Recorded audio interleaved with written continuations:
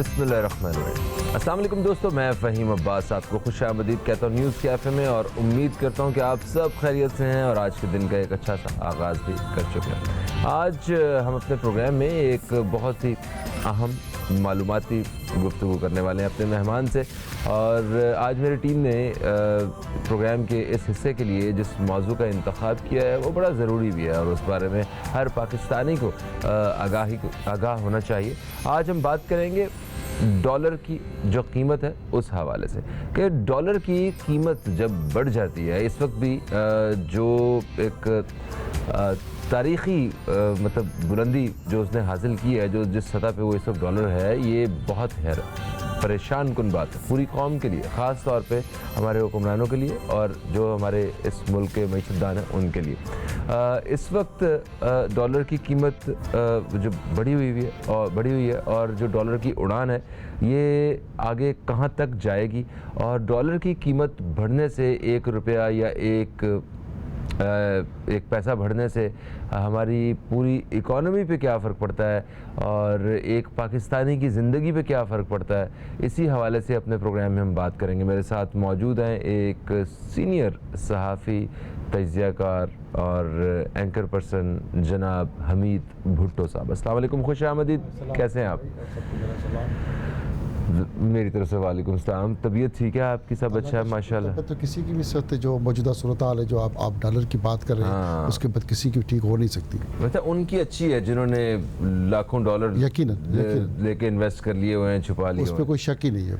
वैसे आपके पास कितने डॉलर? मेरे पास डॉलर तो इस वक्त तो जो डॉलर थे वो भी जो महंगाई है उसमें ख़त्म ही होते जा रहे हैं। अच्छा, वैसे डॉलर की कीमत जब बढ़ती है तो इसमें मुल्क को कैसे नुकसान हो रहा होता है, और थोड़ा सा ये तरीकाकार तो हमें समझाएं। फ़हीम भाई, डॉलर जो हम डॉलर करते फिर रहे हैं, डॉलर की गेम अयूब खान के दौर से 58 से जब हम मालियाती इदारे IMF के पास पहली बार जाते हैं पाकिस्तान, तो तब से हम सियासी और माशी गेम के और शतरंज की गेम में जकड़ते हुए चल रहे हैं। अब तक आलमी मालियाती जो इदारा है IMF, उससे हमने पाकिस्तान की मुख्तलिफ हुकूमतों ने आके दौड़ो IMF के पास दौड़ो, ख़ास करके 80s के बाद हमने दौड़ो IMF के पास दौड़ो। उसकी सबसे वजह सियासी है, और उसी सियासी गेम में IMF, आप सबको पता है कि जो इदारा है वो अमेरिका का है। अमेरिका के ज़ेर असर ज़ेर साया उसकी पॉलिसियों पे पलता चलता हुआ एक इदारा है। हमारी जो हुकूमतें आती हैं एक दूसरे पे इल्ज़ाम लगाते हुए, चोर चोर चोर, गुज़िश्ता हुकूमत का सारा गंद है, एक दूसरे पे इल्ज़ाम लगा के हम कलाबाजियाँ खाते हुए अपनी दूसरी हुकूमत करते हैं। फिर वही हुक्मरान घूम फिर के टर्नओवर करके रीजंस होगी ना, देखें ये करके, मगर हम उस IMF के जो चक्कर है उससे निकलने की प्लानिंग कर ही नहीं रहे, तभी हम डॉलर को एक उड़ती हुई उड़ान की तरफ लेके जा रहे हैं। तो इसकी कीमत कैसे बढ़ती है, और सवाल ये है कि डॉलर की कीमत जब बढ़ रही होती है तो हमें नुकसान क्या हो रहा होता है? हमें नुकसान भी है, फ़ायदे भी हैं। रुपए की कीमत कीमत वही है, मगर फ़ायदा ये भी है कि हमारा जो सामान बाहर जा रहा है वहाँ से जो डॉलर मिल रहा है उससे तो हमें फ़ायदा है। हमारे जो रिज़र्व होते हैं, जो पैसे हमारे पास जमा हैं, उसकी बुनियादों पे हमारे रुपए की कदर आलमी मालियाती इदारा बनाता है।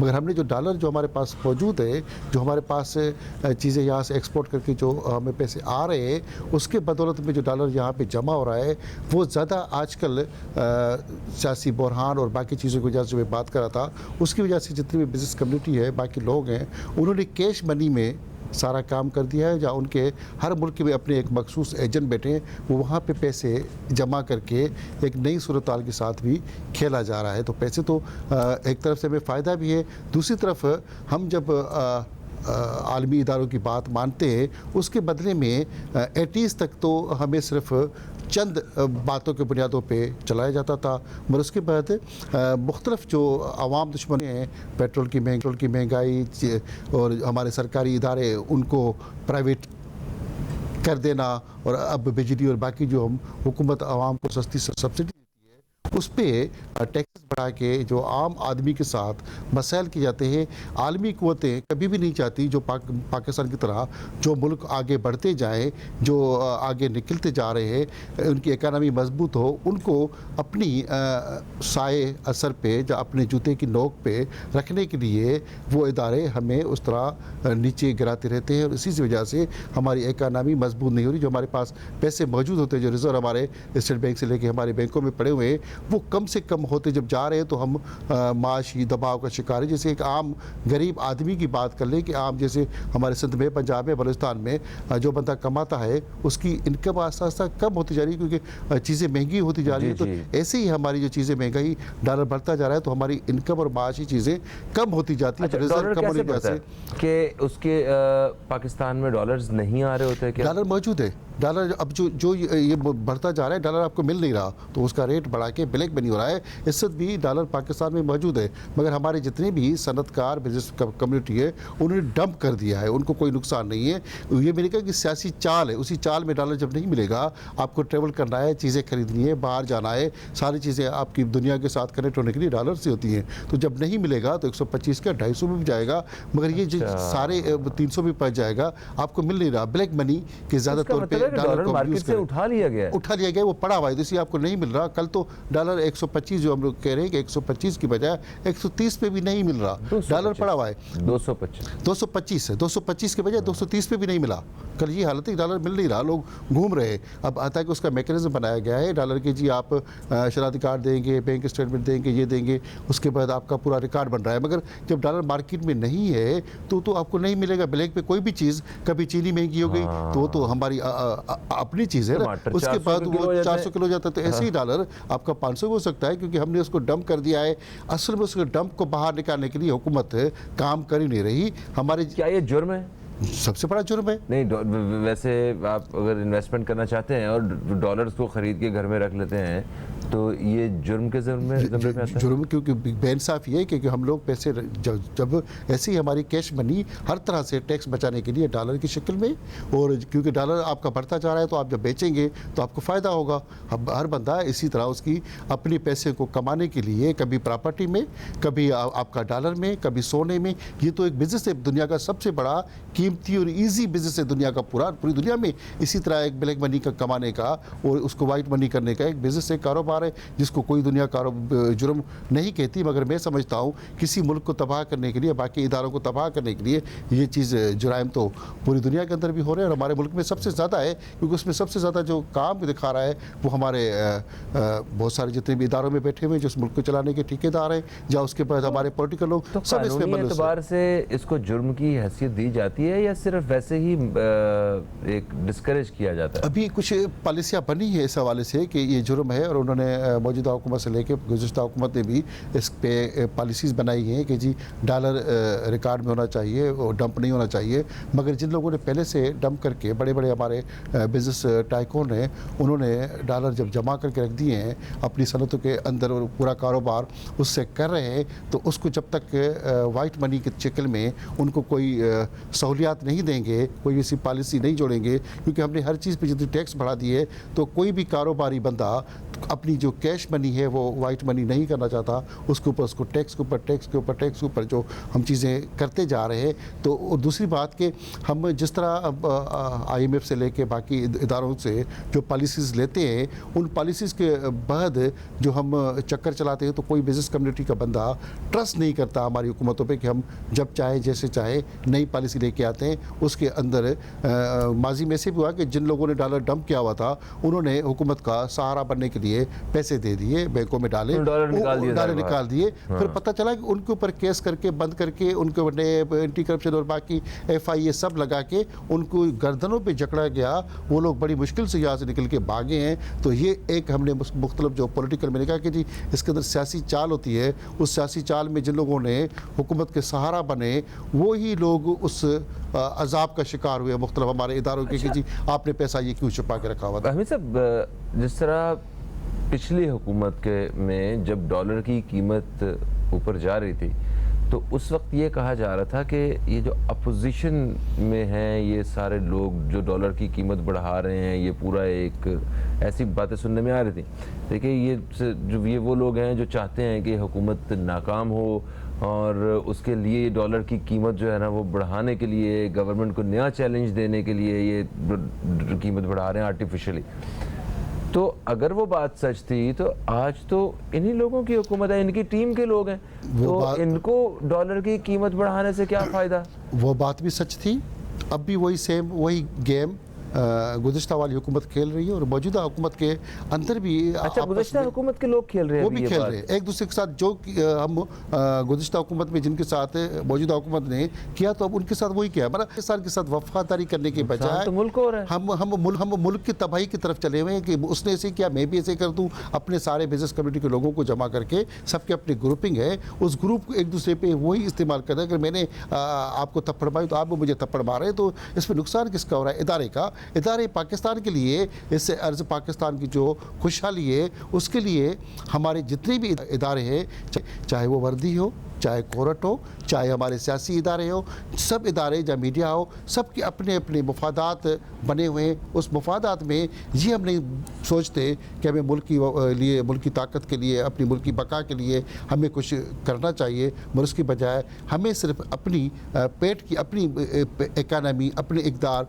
अपनी चीज़ें, अपने बच्चों का मुस्तक़बिल के आगे, पूरे मुल्क के बच्चों का मुस्तक़बिल सोच हमारी ख़त्म होती जा रही है। इसी वजह से हम मुल्क की तरक्की रुकती जा रही है। और उसी रुकती हुई तरक्की को हमारे बाहर के जो लोग हैं, जिनकी पूरी दुनिया के अंदर सियासी चालबाजियाँ हैं, वो हम पे मसलत होकर अपनी अपनी पॉलिसियाँ ला के हमें वहीं की वहीं खड़ा करके कभी चूना लगाते हैं, कभी लालीपाप। तो हम उनके इशारों पे चल रहे हैं। हमारी अपने इशारे, अपने अंदाज, अपने रास्ते, अपने रोड मैप इस मुल्क के अंदर जो पॉलिटिकल होने चाहिए वो आस्ता आस्ता कम होते जा रहे हैं। हुकूमत इस बारे में कितनी संजीदा है? ठीक है, एक सवाल ये है।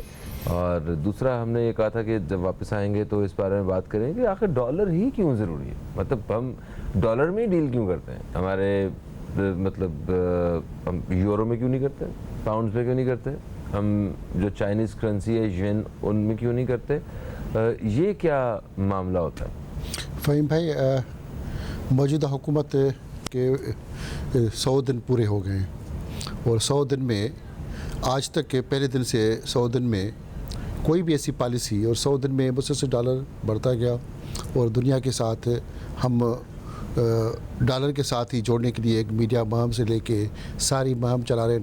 डॉलर बाकी दुनिया के साथ जब हम जुड़ते हैं, चाइना से, बाकी रशिया से कभी हम पेट्रोल लेने की बात करते हैं, तो यही डॉलर माफिया, जिसको हम IMF कहते हैं, वो हमारे हुक्मरानों को कभी ख़त लिख देते हैं, कभी क्या कर देते हैं, जिसका माजी में हमारे वज़ीर आज़म ने भी बात की।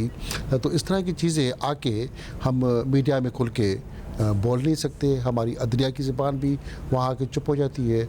आलमी जो ठेकेदार हैं वो लोगों को, बाकी इदारों को, सबको डॉलर पे लगा के एक फ़िल्म के प्रीमियर शो की तरह पब्लिसिटी पे लगा के बैठे हुए, और जो लोग हैं वो डॉलर के अलावा भी बाकी चीज़ों में काम कर रहे हैं। मुख्तलिफ जो चाइना के अंदर लोग काम कर रहे हैं वो भी कर रहे हैं, और चाइना से लेके बाकी इदारे भी वहीं जाके उस शिकंजे में, सबसे बड़ा चाइना का जो दौलत का जो सारा सिस्टम है वो तो न्यूयॉर्क में है।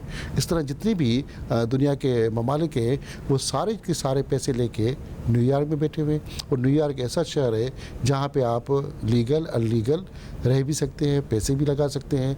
तो हमने पूरी दुनिया की जो ताकत है वो अपनी किसी और मुल्क के हाथों में दे देते हैं। तो इक़दार से लेके सारी चीज़ें हमें कहीं और से मिलती हैं, फिर यहाँ से सारा पैसा हमारे मुख्तलिफ जो लोग हैं, वो चाहे सियासत में, ब्यूरोक्रेसी में, वर्दी में, मीडिया में, बिज़नेस कम्युनिटी में, वो सारे के सारे इस मुल्क से कमा के जब बाइक से चल के खरबपति होते हैं, तो हमारे जो डॉलर, करोड़ों डॉलर में, वो उन्हीं मुल्कों में जाके सफ़ेद पोशी के नाम पे और अमन के नाम पे वहाँ जमा होते हैं। हमें इस मुल्क के अंदर डाके के ऊपर डाका जब लगता रहता है, जब हम एक छोटा डाकू और बड़ा डाकू डाका लगा के, हमें यहाँ पे चोर सिपाही की खेल में उलझा के लोगों को दूर रखा जा रहा है है सोना, अगर सोने में हम इन्वेस्टमेंट करते हैं तो बहुत सारे लोग सोने से पैसा कमाते हैं, कभी हम ज़मीन रियल इस्टेट के नाम पे काम करते हैं, तो हर चीज़ पे यहाँ पे इन्वेस्टमेंट होती है हर चीज़ में।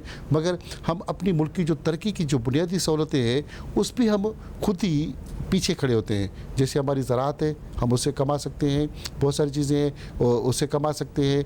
हम मुल्क के अंदर सबसे जो हमारा निज़ाम है वो पेंशन का निज़ाम है। पेंशन के अंदर हम अरबों डॉलर अपने तबाह कर देते हैं सालाना, और उनके बाद मुख्तलिफ हमारे मुल्क के अंदर कोई बंदा है 55 साल का, तो 30 साल की लड़की से शादी कर लेता है।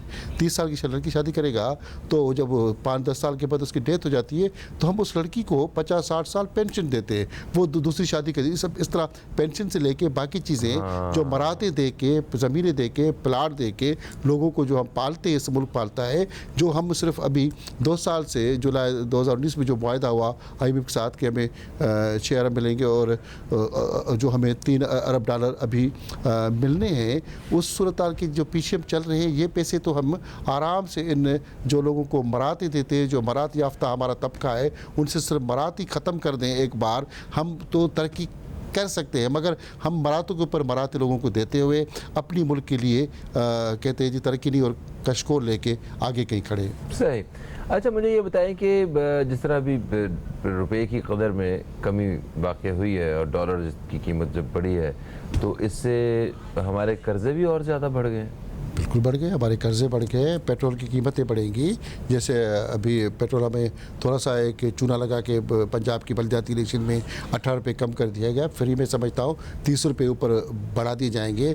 हमें आम ज़िंदगी के बच्चे के दूध से लेके पेम्पर तक और बच्चे की आम ज़िंदगी के इंसान के जीने से मरने तक, कफन तक, हर चीज़ महंगी होती जाएगी।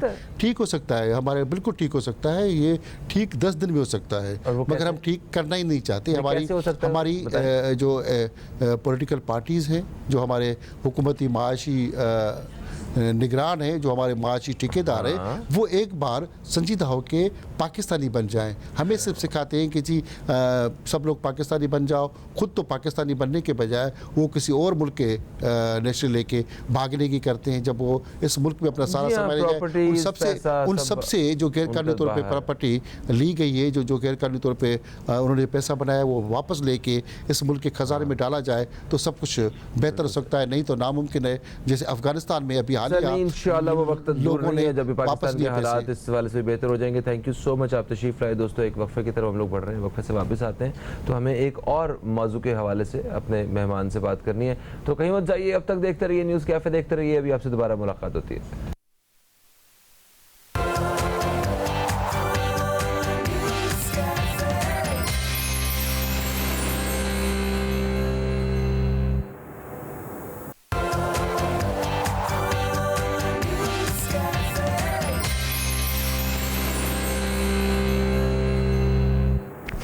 एक वक्फे के बाद आपको फिर से खुशामदीद। आप देख रहे हैं न्यूज़ कैफ़े, मैं हूं फ़हीम अब्बास, और न्यूज़ कैफ़े में हम प्रोग्राम के दूसरे हिस्से में दाखिल हो गए। अमूमी तौर पे जुमेरात के दिन हमारे साथ जो है वो बशीर फ़ारूकी साहब हुआ करते हैं। वो क्योंकि माशाल्लाह हज की सआदत हासिल करने के लिए सऊदी अरब में, और अभी उनकी वापसी नहीं हुई है, तो आज हम उनको मिस भी कर रहे हैं। और ज़ाहिरी बात है जो उनके रेगुलर व्यूअर्स जो हैं, नाजरीन, वो उनको याद कर रहे होंगे। तो बशीर साहब के लिए बहुत सारी दुआएं। वो बस हिफाजत से इंशाअल्लाह ताला वापस आते हैं तो हम अपने शोज़ का सिलसिला उनसे शुरू करेंगे। मगर आज हमने अपने इस प्रोग्राम में एक अहम सियासी मौजू को ज़ेर बहस लाने के लिए एक मेहमान को दावत दी है।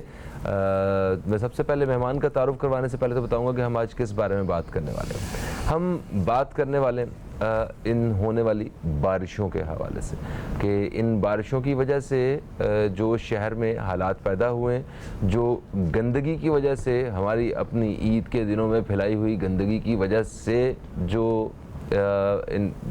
इस मौसम में जो हमें मुश्किलात का सामना करना पड़ा है वो, और उसके अलावा नालों की सफाई ना होने की वजह से और प्रॉपर निकासी का निज़ाम ना होने की वजह से हमें किन किन तकलीफ़ों से गुज़रना पड़ता है, इस बारे में अपने प्रोग्राम में बात करेंगे।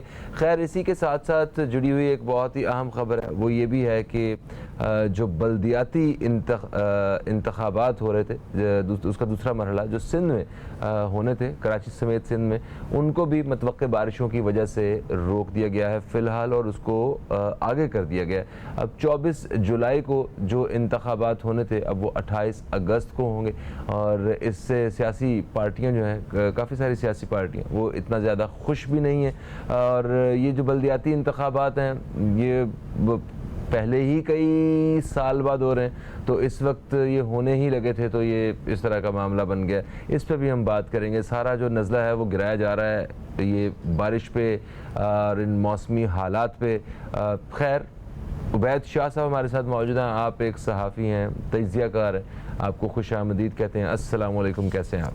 वालेकुम अस्सलाम फ़हीम भाई, अल्हम्दुलिल्लाह, अल्लाह का शुक्र। बारिश में आपके घर में और आपकी गली में भी पानी खड़ा हुआ है, करीब से देखा है आपने कराची को? बिस्मिल्लाहिर्रहमानिर्रहीम। फ़हीम भाई, आप और हम तो अल्हम्दुलिल्लाह अल्लाह की मेहरबानी से उस तबके से ताल्लुक़ रखते हैं, जब बारिश होती है तो हमें पकौड़े खाने का दिल चाहता है और हमारे यहाँ दाल के पराठे बनते हैं ये। लेकिन जो हकीकत है वो ये है कि हमारे यहाँ जो अल्लाह की रहमत है वो बहुत बड़े अलमियों को भी बाज़ लोगों के लिए जन्म देती है और बहुत बड़ा अज़ाब बन जाती है लोगों के लिए। अब ज़िंदगी मुअत्तल हो जाती है, लोग अपने यानी एम्बुलेंसेस मरीज़ों को पहुंचा नहीं पाती, जनाज़ों को लोग ढो नहीं पाते और मुलाजमतों पे रोज़गार पर नहीं पहुंच पाते। सारा निज़ाम जो है वो दरहम बरहम हो जाता है बारिशों में। तो बहुत ही छोटा सा एक तबका होगा जो बारिश का फ़ायदा होता है, वरना अदरवाइज बारिश हमारे लिए एक अज़ाब बन जाती है। और डिफेंस देखिए, अज़ाब बारिश उतरती नहीं है, वो हम खुद बनाते हैं। तो देखिए, बारिश अज़ाब तो नहीं है, बारिश तो रहमत है, उससे मौसम के हिसाब से। और वैसे भी इसके सिर्फ फ़वायद ही फ़वायद हैं। हम जो पानी की सूरत हाल है हमारे मुल्क में, उस हिसाब से कितनी बड़ी नेमत और रहमत है। हमारे इंतज़ामात क्या हैं, हम उस रहमत को भी अपने लिए जहमत बना लेते हैं। हाँ, देखें, वो शायर ने कहा है ना कि सहमी हुई ये झोंपड़ी गरीब की बारिश के खौफ से, सहमी हुई ये झोंपड़ी गरीब की बारिश के खौफ से, और महलों की आरजू है कि बरसात तेज हो। वाह। तो देखें, किसी अल्लाह की नेमत का इस्तिफादा हासिल करने के लिए, फ़ायदा उठाने के लिए आपको अपने पास इंतज़ामात करने होते हैं, आपको उसके लिए इक्विप्ड होना होता है, तैयार होना होता है। सही है। लेकिन जो हमारे यहाँ हालात हैं, हम आज एक दिन की बात नहीं कि कोई उफ्ताद पड़ गई और हम तैयार नहीं थे। ये तो 1960 की दिहाई से हम यही देख रहे हैं। कराची हर दफ़ा ही डूब जाता है, कराची में हज़ारों लोग बेरोज़गार हो जाते हैं, लापता हो जाते हैं, ज़ख्मी हो जाते हैं, मारे जाते हैं, सड़क पर लाशें पड़ी भी मिलती हैं। बारिश थमती है और सड़क पर लावारिस लाशें पड़ी भी मिलती हैं। ये भी नहीं, उल्टे और औंधे बेचारे मोटरसाइकिल सवार करंट लगने से, मेन होल के ढक्कन गायब हो जाने से, हादसात का शिकार होने से। अभी कितना बड़ा सान्या हुआ कि मियाँ बीवी और 2 माह की बच्ची जो है वो नाले में गिर गए और उस बच्ची की लाश बाद में मिली भी नहीं अभी तक। यानी एक नस्ल हमने बारिशों की नज़र कर दी, इन हादसात की नज़र कर दी। जिस पर गुजरता है उसे पता होता है। एक इंसानी जान है ना, उस बच्ची बेचारी का क्या कसूर था? आप देखें, हम अपने सानियात से कुछ नहीं सीखते। शैला रज़ा एक बड़ी प्रोमिनेंट खातून है हमारे यहाँ सियासी उफ़क़ की, स्पीकर असेंबली रही, कायम मुकाम गवर्नर रही। उनके 2 बच्चे, एक बेटा और एक बेटी, वो नाले में गिरकर अपनी जान से उन्होंने बारिश की वजह से हाथ धोया। कैसे कैसे सानियात हमारे यहाँ जन्म लेते हैं, लेकिन हम बारिशों के लिए कभी तैयार नहीं होते। अच्छा, क्या शहर कराची एक दिन की बारिश बर्दाश्त कर सकता है? ये एक सवाल है आपसे। सर देखें, वज़ीर आला सिंध मुराद अली शाह साहब ने अभी हालिया बारिश के फ़ौरन बाद प्रेस कॉन्फ्रेंस की थी लास्ट वीक, और पहले भी मैं एक टीवी प्रोग्राम में बात कर चुका हूँ। उन्होंने कहा कि जी हम इस शहर का कुछ नहीं कर सकते। उन्होंने कहा हम कुछ नहीं कर सकते। बात यह कि हम कुछ करने जाते हैं तो लोगों को नुकसान हो जाता है, लोगों के घर टूटते हैं, अदालतें मुदाखलत करती हैं, मीडिया चीखता है, हमारे बस का नहीं है। अल्टीमेटली कुल मिला के जवाब यह है कि जी हम आपको इसका कुछ नहीं कर सकते। किस शहर का कर सकते हैं? लड़काना वगैरह का या अपने सिंध के किसी शहर का कर सकते हैं? देखें सर, मेन तो ये मेरा तबसरा तो मामूली से ये है कि अगर हुकूमतें ये कहें कि हमारे बस का अब नहीं रहा, तो बेहतर यही है ना कि आप आज रिजाइन करने का साथ में ऐलान करें और कहें भाई अगले इलेक्शन से हमारा कोई वास्ता नहीं, जिसके पास प्रपोजल है, प्लान है, वो कंटेस्ट करे। ये जिसमें रखें अहलियत इस्तीफा होगी। कि भाई ये पड़ा हुआ इस्तीफा, हम इस शहर का कुछ नहीं कर सकते। 14 साल में अगर आप एक एक आबादी को भी टारगेट करते और एक एक आबादी को दोबारा से बनाना शुरू करते या उसको ठीक करना शुरू करते, तो आज ये न्यूयॉर्क का मुकाबला कर रहा होता कराची। अच्छा, जितने वफाक में मैं 2-3 फिगर्स भी आपको साथ में देना चाहूँगा कि 663 अरब रुपए का ये 18वीं तरमीम के बाद से कराची को नुकसान हो चुका है, 2009 के बाद से अब तक। सेल टैक्स से जितना सेल टैक्स पूरा पंजाब मिलके देता है ना, 13-14 करोड़ का सूबा, अकेला कराची सेल टैक्स देता है। 56% रेवेन्यू में कराची का, वफाक के रेवेन्यू में कराची का हिस्सा है, और सूबे के रेवेन्यू में 96% कराची का हिस्सा है, सिंध के रेवेन्यू में, और कराची के बजट में हिस्सा 3% है। ये ज्यादती क्यों? इसलिए देखे ना, ज्यादती इसलिए कि हमारे हुक्मरान वक्त गुजारते हैं। वो कहते हैं टाइम पूरा करो, वो आ जाते हैं, उन्हें इख्तिदार छोड़ना नहीं है, उन्हें प्रोटोकॉल एंजॉय करना है, उन्हें सिक्योरिटी एंजॉय करनी है, उन्हें मराहत लेनी है, इख्तियार एंजॉय करना है, लेकिन काम कोई नहीं करना है, टाइम पास करना है। हमने तय कर लिया, हमने बहैसियत अवाम, बहैसियत कौम, हमने भी तय कर लिया कि जिस हाल में रहना है इस हाल में ही रहेंगे। हमने अपने हालात को बदलना नहीं है, सोचना नहीं है, हमने रहना ऐसे ही है बस। क्या कचरा इस शहर में फैलाने में हम कंट्रीब्यूट नहीं करते? हर आदमी करता है। हाँ, करते हैं। हर आदमी करता है। पूरे मुल्क से हर म्यूनिसिपल सर्विसेज टैक्स कोई देता है इस मुल्क में, कोई देता है कराची में। पूरे मुल्क से लोग कराची आते हैं, यहाँ कचरा भी फैलाते हैं, यहाँ की फिजा में सांस लेते हैं, यहाँ की सड़कें इस्तेमाल करते हैं, यहाँ के पार्क्स यूज करते हैं, यहाँ की अवामी मुकामात पर तफरीह उठाते हैं, रुपया एक नहीं देते। देखें, जो अवाम वाला मामला है ना, अवाम की क्या जिम्मेदारी है ये देखें। अभी बारिशों का सिलसिला वो तो आपके सामने, मतलब कल भी हल्की हल्की बारिश हो रही थी। जैसे ही मौसम थोड़ा सा बारिश वाला होता है, लोग दुआ करते हैं कि बस ऐसे ही रहे, या बारिश हो तो कहते हैं फटाफट ख़त्म हो जाए, क्योंकि ये जो हमारा शहर जो है वो बारिश बर्दाश्त नहीं कर सकता ज़्यादा। बेसमेंट्स में पानी घुस जाएगा, लोगों के घरों में घुस जाएगा, पता नहीं क्या क्या मामला ख़राब हो जाएगा। इसका कोई हल भी है, या ये मामूल की तरह एक चीज़ बन गई, हर साल बारिशें होंगी, हम गिले करेंगे, एक शिकवे करेंगे और ख़त्म हो जाएगा? भाई देखें, हमारे तो वज़रा का ये हाल है कि पिछले 2-3 साल पुरानी तस्वीरें निकलवा के रिलीज़ करवा देते हैं कि यार वो वाली थी ना पड़ी हुई, तो वो रिलीज़ कर देना मीडिया को कि शहर का दौरा किया, इंतजामात वगैरह देखे, क्योंकि उनको हर साल वही करना है, जो हमेशा होता रहा है वही करना है। मतलब वही बारिश में बाहर निकलना है, वही कुछ लोगों को साथ लेके सड़कों के दौरे वोरे करने 2-4 के, और रिलीज़ करना है कि बहुत सरगर्म टीम, इंतज़ामिया और मुज़रा ने मौके का मुआयना किया और दौरा किया। तो वो पिछले साल वाली रिलीज़ कर दो, काफ़ी है, नया कुछ तो फिर भी होना नहीं है। तो ये रवायती जिम्मेदारी है। जी हाँ, ये रिवायती जिम्मेदारी है। बात यह है कि कल भी देखें, एक शॉपिंग मॉल, बड़ा शॉपिंग मॉल है, उसके दुकानदार एहतजाज कर रहे थे कि आधा शॉपिंग मॉल जो है बारिश में डूबा हुआ है और निकालने पानी कोई नहीं आया। तो और अलमिया क्या है इसकी, इसी सूरत हाल पर यानी तुर्रा ये है कि बल्दियाती इंतखाबात मुलतवी कर दिए गए। 24 जुलाई को कराची में दूसरे मरहले के बल्दियाती इंतखाबात होने थे, जो कि सिंध हुकूमत की दरख्वास्त पर मुलतवी कर दिए गए। MQMB और GDA भी एतराज़ रखती थी बल्दियाती इलेक्शन के हवाले से, हल्का बंदियों के मामलात में, और चीफ सेक्रेटरी साहब ने सिंध हुकूमत के बिहाफ पे ये कहा कि जी बारिशें, मुहर्रम और फला, तो लिहाजा फ़िलहाल इसको आगे बढ़ाया जाए। तो पीपल्स पार्टी फेवरेट थी वैसे इन इंतखाबात के लिए? पीपल्स पार्टी से देखें, जो कराची आइट है, जो यहाँ रहता है, वो मुतमईन नहीं है, लेकिन यहाँ पे लोगों की विल के मुताबिक गवर्नमेंट नहीं आती। यहाँ पे लोग गवर्नमेंट आती है जोड़ तोड़ की, यहाँ पे जुगाड़ की गवर्नमेंट्स आती हैं। तो ये जो बल्दियाती खाका अब बनता नज़र आ रहा है, इसमें ऐसा लग रहा है कि जो मुखालिफ फरीक है या सियासी क़ुव्वत है पीपल्स पार्टी के सामने, वो इस पोजीशन में नहीं कि उसका नंबर गेम बढ़ाओ। तो हो सकता है मुमकिन तौर पर कुछ जोड़ तोड़ करके पीपल्स पार्टी शहर का मेयर अपना लाने में कामयाब हो जाए।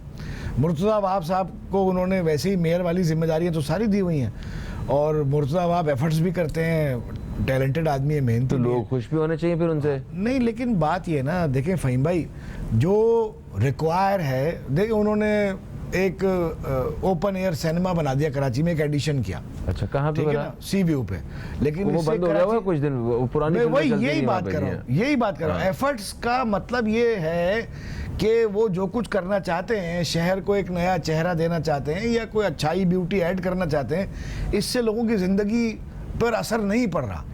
लोगों की ज़िंदगियों पर असर पड़ेगा सफाई सुथराई से, तजावुज़ात के ख़ात्मे से, ट्रैफिक का, ट्रांसपोर्ट का निज़ाम बेहतर होने से, या पानी घर में सफाई के साथ जो साफ़ पानी वो मौजूद होने से, जो बुनियादी तौर पर चीज़ें इंसान की ज़िंदगी के मयार को ठीक करने के लिए होनी चाहिए, उनके होने से, किसी एक इलाके में एक वैसिनिटी में एक फैसिलिटी ऐड करने से इस शहर का हुलिया नहीं बदल जाएगा या शहर के लोगों की ज़िंदगी नहीं बदल जाएगी। अच्छा, तजावुज़ात की आप बात कर रहे हैं, तो अगर जितने भी हमारे ये नाले हैं या जो यहाँ पे लोगों ने घर बनाए हुए हैं, मतलब झोंपड़ियाँ बनाई हुई हैं, या कचरे की वजह से या किसी भी वजह से उन्होंने रास्ते बंद किए हुए हैं, वो जगह, वो नाले कम पड़ गए हुए हैं इस शहर में से पानी निकालने के लिए, ये एक बहुत बड़ी वजह बताई जाती है, और कचरा एक अलग। अगर ये सारी तजावुज़ात जो हैं इनको हटा दिया जाए और ये कचरा सारा उठा दिया जाए, तो हमारा पानी वाला कितने फ़ीसद मसला हल हो जाता? देखें, गवर्नमेंट्स को जो ना उनके पास लॉन्ग टर्म प्लान्स होते हैं इस बात के लिए कि एक इशू आज खड़ा हुआ है सामने, तो ये आइंदा आने वाली नस्लों को इस इशू को फेस ना करना पड़े, तो क्या किया जाए। मसलन जो खाली अराजी होती है वहाँ नई सेटलमेंट्स डेवलप की जाती हैं, प्लान किया जाता है स्टॉर्म वाटर ड्रेनेज, पानी का बंदोबस्त, कितनी आबादी वहाँ आबाद होगी, क्या ट्रैफिक होगा, क्या वहाँ की कमर्शियल रिक्वायरमेंट्स होंगी, और आबादियों को उठाकर और दूसरी जगहों पर नई सेटलमेंट्स में ले जाके बसाया जाता है, और जो जगह खाली कराई जाती हैं वहाँ फिर इंफ्रास्ट्रक्चर की रीडेवलपमेंट की जाती है। लेकिन हमारे यहाँ तो इस प्लानिंग का या ऐसे किसी मंसूबे का कोई वजूद भी नहीं है, सोच भी नहीं सकते आप कि ऐसी कोई बात की जाए। 50-50, 60-60, 70-70 साल पहले की जो फ्लैट्स हैं बने हुए सदर के इलाके में, जिनको 20 बार डेंजरस करार दिया जा चुका है, लोग उनको न छोड़ने को तैयार है, ना हुकूमतें उनको अल्टरनेट प्लान देने को तैयार है। तो अच्छा, नालों पर जो आबादियाँ बन जाती हैं, तजावुज़ात हो जाते हैं, गुज्जर नाला और फला, इन नालों पर लोग मकान बना रहे होते हैं और सरकारी अफसर लीज दे रहा होता है, पैसे लेके, रिश्वत लेके, और गवर्नमेंट कहती है हम कुछ नहीं कर सकते। कनेक्शन लगा होता है, गैस का कनेक्शन लगा होता है। जी हाँ, तो बात कानूनी जगह के ऊपर, जी, तो बात यह है कि सारा कुछ हुकूमतों के 3 टायर्स होते हैं। दुनिया भर में जब इंसान ने अपनी सोच से तरक्की की और अपने रहन सहन को बेहतर करने का इरादा किया, उसके लिए सोच विचार की, तो उसने ये तय किया कि हुकूमतों के 3 सतहें होंगी। सबसे पहली सतह बल्दियाती हुकूमत होगी, फिर सूबा या स्टेट या इसकी होगी, और उसके बाद वफाक या यूनियन की हुकूमत होती है। बल्दियाती हुकूमत, शहरी हुकूमत, इंसान ने तरक्की याफ्ता मुल्कों में ये तसव्वुर वाज़े कर लिया, उसकी जड़ें बन गई कि बल्दियाती हुकूमत के बग़ैर शहर को एक दिन भी चलाया नहीं जा सकता। एक दिन अगर आज बल्दियाती हुकूमत होती, 2020 से यहाँ कोई बल्दियाती हुकूमत नहीं, जैसी भी लूली लंगड़ी थी, इख्तियारात नहीं थे, वो एक अलहदा बात थी। लेकिन आज बल्दियाती हुकूमत कोई होती तो 2-2.5-3 हज़ार नुमाइंदे, इन 300 से ज़ायद यूनियन काउंसिलों के मुंतखब लोग, काउंसलर्स, ये कहीं भाग दौड़ तो रहे होते ना, कोई कहीं पानी निकलवा रहा होता, कोई कहीं मोटर चलवा रहा होता, कोई कहीं झाड़ू दिलवा रहा होता, कोई कहीं सफाई करवा रहा होता, कोई खड्डा भर रहा होता, कोई मेन होल का कोई रास्ता रोक रहा होता, कुछ तो हो रहा होता ना इस शहर में। मोहल्ले में होता है ना, जाके दरवाजा खड़खड़ाते हैं कि भाईजान ये करवाएं यार, आप नहीं करवाने, आप यहाँ के काउंसलर हैं जो भी। ये शहर इसके बगैर चला जा रहा है, क्यों? क्योंकि सूबाई हुकूमत जो है वो सड़क साफ करने का इख्तियार किसी को देना नहीं चाहती। वो कहते हैं नाला आपको पक्का कराना, नाली गली की पक्की कराने का इख्तियार नहीं देना, वो भी हमें अपने पास ही रखना है। 25,000 अरब रुपया कराची में 14 सालों में पीपल्स पार्टी की हुकूमत में डेवलपमेंट का बजट खर्च हो चुका है, 25,000 अरब रुपया। अच्छा, ये सारी डेवलपमेंट 25,000 अरब में हुई है? वाह, नाइस। तो आप सोचें, लाड़काना में सुप्रीम कोर्ट, हाई कोर्ट के चीफ जस्टिस साहब ने नोटिस ले लिया था, तो उन्होंने लाड़काना से डेवलपमेंट का बजट पूछा था, तो पता नहीं 5 साल में 135 अरब रुपए का बजट सामने आ गया था कि खर्च हो चुका है। वो 135 अरब रुपए पे वो हैरान हो गए जज साहब, उन्होंने कहा 135 अरब रुपया कहाँ चला गया? तो क्या है, हम कराची फंड मास्टर्स की उनकी नज़र हो चुका है।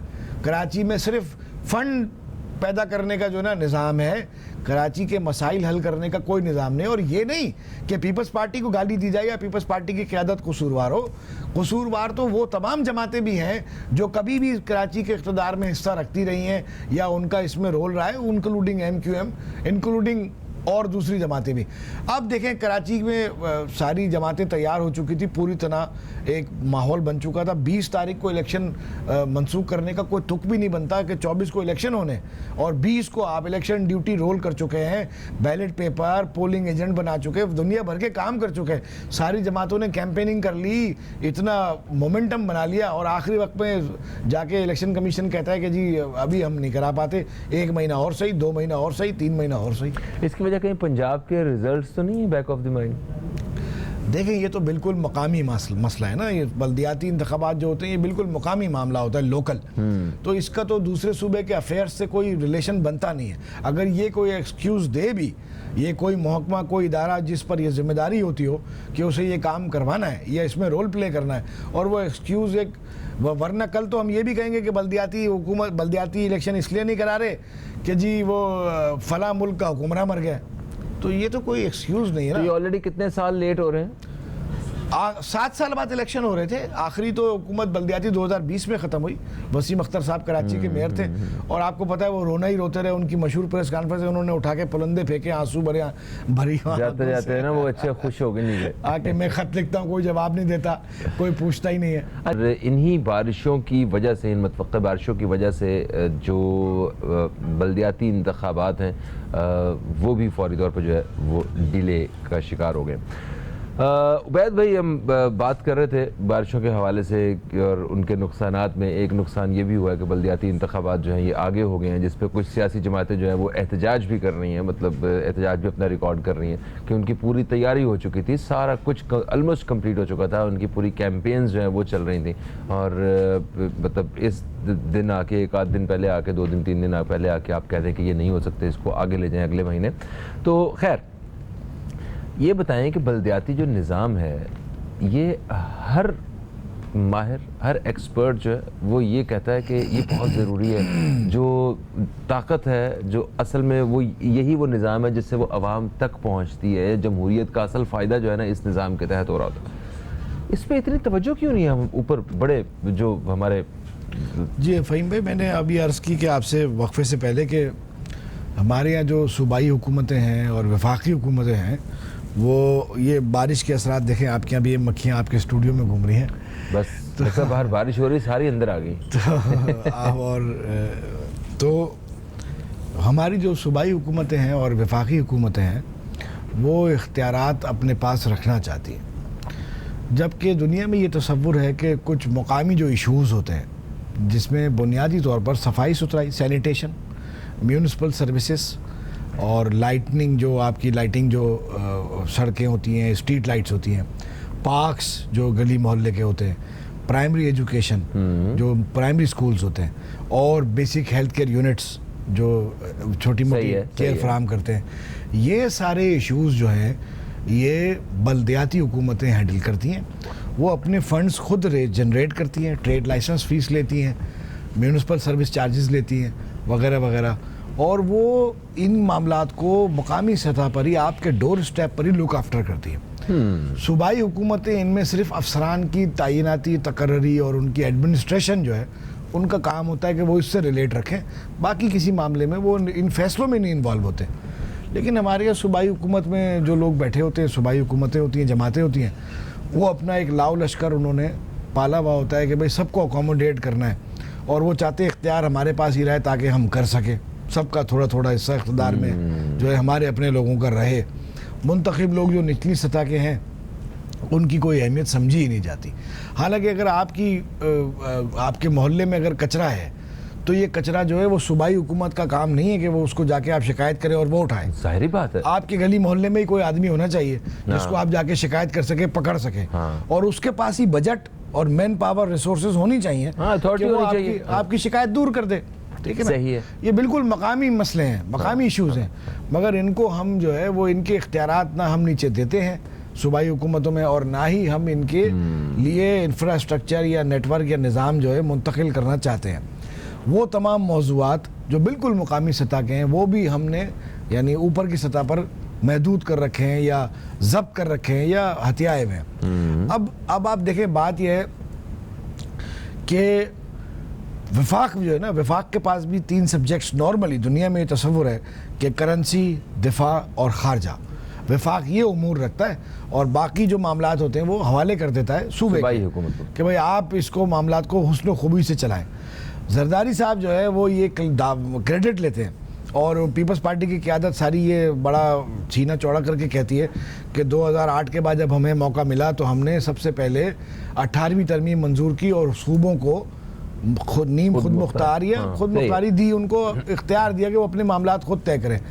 लेकिन हकीकत यह है कि वो उस तरमीम के बाद से कराची ने दुगना नुकसान बर्दाश्त किया है जो उससे पहले कराची को हो रहा था उसके मुकाबले में। क्या ये नुकसान सिर्फ कराची को ही हुआ है या बाकी शहरों और सूबों में भी पर्टिकुलरली कराची को हुआ है? देखें, जो आप कराची का रेवेन्यू सबसे ज्यादा हो और शेयर कम होता जाए कंपैरेटिवली तो नुकसान में सबसे ज्यादा कराची रहा ना। भाई सबसे ज्यादा पैसे कल भी आप दे रहे थे, आज भी आप ही दे रहे हैं, लेकिन कल आपको कुछ पैसे ज्यादा मिल रहे थे, आज आपको पैसे और कम मिलने शुरू हो गए। तो नुकसान तो अब में तो आप ही रहे सबसे ज्यादा। तो सही।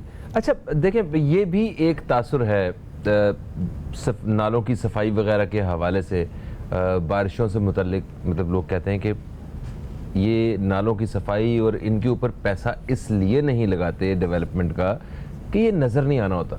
हमेशा कॉस्मेटिक काम जो है वो करने के लिए हमारे हुक्मरान और ये सारी जो ताकतें हैं ये बड़े फ्रंट फुट पे रहते हैं कि वो काम जो नज़र आए, जो बाद में भी नज़र आए। कोई अंडरपास बना दिया भी रहेगा, नज़र आएगा, पुल बना दिए, नालों के अंदर सफाइयाँ करवा के कचरा उठवा के फिर अगर बाहर साइड पे रखवाने से पैसा भी लगेगा, नज़र भी नहीं आएगा। फिर ऐसी बातें भी होती हैं। नहीं तो लोग भी कहाँ बाज आते हैं। आप आज नाला साफ करते हैं, सुबह वैसे ही मिलेगा दोबारा, वैसे ही उबलता हुआ कचरों के ढेर। कोई शख्स अपना कचरा जिम्मेदारी से ठिकाने लगाने को तैयार नहीं है। मैं आपको एक मिसाल दूंगा। मैंने फुकेट में बीच पे देखा कि वहाँ पे जो ना वो एक आदमी टूरिस्ट था, तो वो सफाई करते हुए चले आ रहे थे, तो वो टूरिस्ट ने सिगरेट का बट जो है ना वो फेंकने की कोशिश की, तो वो भागता हुआ आया। उसका वो जो क्लीनर था उसने कहा सर मेरे हाथ पे बुझाए। उसको अपना हाथ पेश किया कि मेरे हाथ पे बुझाए, तो वो शर्मिंदा हो गया, जेम गया। तो उसने कहा थोड़ी दूर है डस्टबिन, अगर आप वहाँ तक नहीं जा सकते मैं खड़ा हूँ, मेरे हाथ पे बुझाएं, गंदगी मत फेंकें यहाँ। उसने बीच पर उसको सिगरेट का बट फेंकने नहीं दिया, अपना हाथ पेश किया कि भाई आप मेरे हाथ पे बुझा दें। और यहाँ हम खुद गंदा लोग, हम तो अपने घर की झाड़ू वाड़ू दे के कचरा जमा करके घर से बाहर फेंक देते, गली में पड़ा रहा है। अच्छा, ये मसला सिर्फ यहाँ तक नहीं है ना, ये जो हुकूमती सतह पे भी जो नालों की सफाई होती है, ये कचरा सारा निकालते हैं और निकाल के साइड पे रख देते हैं, कोई डिस्पोजल ही नहीं है। हाँ, वो बारिश होती है वो फिर फिसल के अंदर चला जाता है। आप मतलब वेस्ट डिस्पोजल के लिए यहाँ पूरी एक अथॉरिटी बनाई गई, सॉलिड वेस्ट मैनेजमेंट अथॉरिटी। वो अथॉरिटी का अरबों रुपए का बजट है, लंबा चौड़ा स्टाफ है। तो ये अथॉरिटी में सॉलिड है या वेस्ट ही है? ये भी बहुत अच्छा तबसरा किया आपने, ये अथॉरिटी वेस्ट ही है समझे आप। सर खैर sir, thank you so much, आप तशरीफ लाए। यहाँ पे कुछ चीज़ें हमने मजाक की हद में मजाक में भी की हैं, एक मूड को लाइट रखने के लिए। सबको जिम्मेदारी लेने की ज़रूरत है, जो हुकूमती सतह पे भी और अवामी सतह पे भी हम सबको जिम्मेदारी लेने की ज़रूरत है। अगर इस मुल्क को हम साफ़ नहीं रखेंगे, इसकी फ़िक्र नहीं करेंगे, तो कोई बाहर से नहीं आएगा, हमें खुद ही करना पड़ेगा। और ये हमारा मुल्क है, हमारा घर है, हमारे घर की सफाई होने वाली है। अपना बहुत सारा ख्याल रखें, आपसे फिर मुलाकात होगी, तब तक के लिए खुदा हाफिज़। पाकिस्तान जिंदाबाद।